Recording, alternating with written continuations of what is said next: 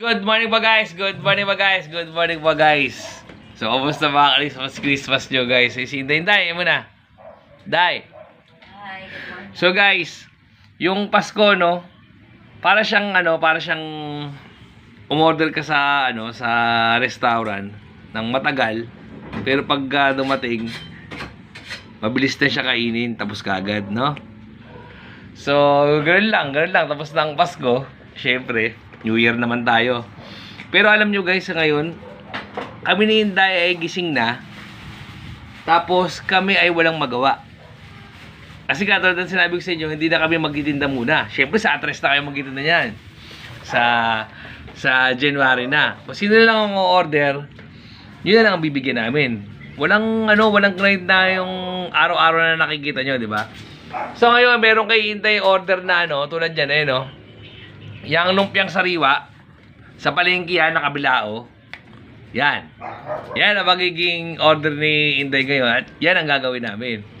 Bukod doon, wala na, ganito lang ako, tahimik dito, nanood ka ng TV, nakahiga ka lang. Bagay, pahinga tayo talaga, pahinga, di ba? So relax lang tayo guys.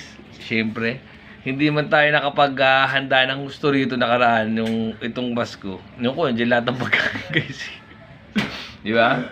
So, yung food trip namin hintay ngayon, hindi ko alam kung ano kakainin namin. Yung simple lang, syempre. Di ba? Tulad ka na sa inyo, hindi kami naghahanda ni Inday kasi magkaroon ka lang ng spaghetti dyan. May spaghetti, yan, gano'n. May hamon dyan. Oh, may lumpia Shanghai. Wala na. Kumbaga, bukod doon, may iba kami dyan. May pusit dyan. May tosino dyan. May ganito. Bahala na ako, lulutuin ni Inday. Siyempre, mahanda ng mga Pasko-Pasko dyan. Iinit pa ng iinit ng mga ibang tao yan. Kaya mahirap din yung masyadong marami kayong inahanda. Diba? Bagay, kung malaking pamilya kayo, okay lang. Diba? So, yun lang guys. Kita-kits tayo. Good morning po ulit. Siyempre. Ayan kami ni Inday. Ito, nakatanga lang ako rito. Ang hirap din ng walang ginagawa guys. Maglaba ka, para hindi ka tumanga. Maglaba ka, wala naman lalaban. O, so yun lang guys. Kita-kits na tayo ulit. Siyempre pa.